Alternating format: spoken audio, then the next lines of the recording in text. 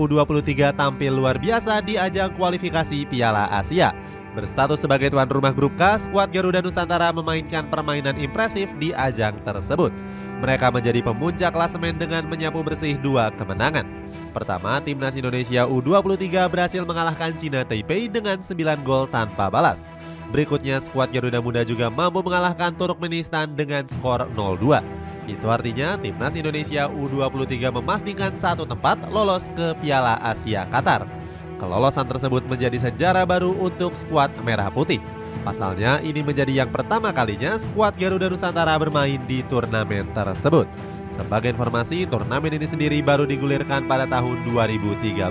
Sejak saat itu, timnas Indonesia U23 selalu mengikuti babak kualifikasi edisi Piala Asia di mana mereka selalu gagal lolos. Sintayong pun mampu mencatatkan rekor apiknya bersama skuad Garuda. Dia menjadi pelatih pertama yang mampu meloloskan Indonesia ke Piala Asia di 3 kelompok umur berbeda. Rekor ini mengalahkan capaian yang diraih oleh Fahri Husaini.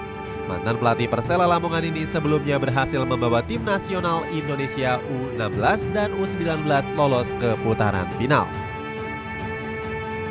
Tergabung di pot keempat. Selain Indonesia, sudah ada 16 negara yang menyegel tiket ke Piala Asia. Skuad Garuda Muda sendiri tergabung dalam pot 4 bersama Malaysia, Tajikistan, dan juga Tiongkok.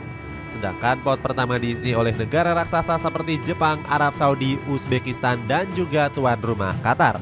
Sebagai informasi, penentuan pot sebelumnya ditentukan oleh Komite AFC. Dalam rilis resminya, AFC melihat pencapaian dari masing-masing negara pada edisi turnamen yang sebelumnya. Dalam edisi Piala Asia tahun 2022, Arab Saudi U23 berhasil keluar sebagai juaranya.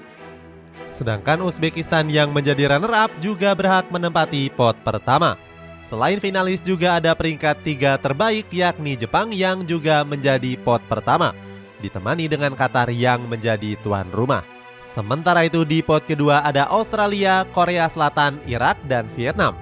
Di AFC U22 tahun 2022 yang lalu, keempat negara tadi lolos ke babak perempat final, berpotensi tergabung ke grup neraka. Dengan tergabung di pot keempat, tim nasional Indonesia U23 berpotensi akan menghadapi lawan yang sulit. Skuad Garuda Muda hampir dipastikan akan tergabung dalam grup neraka. Negara-negara besar yang menghuni pot 1 sampai dengan 3 sudah menunggu skuad Garuda Muda. Mereka bisa saja bertemu dengan negara pot 1 seperti Jepang dan Arab Saudi. Timnas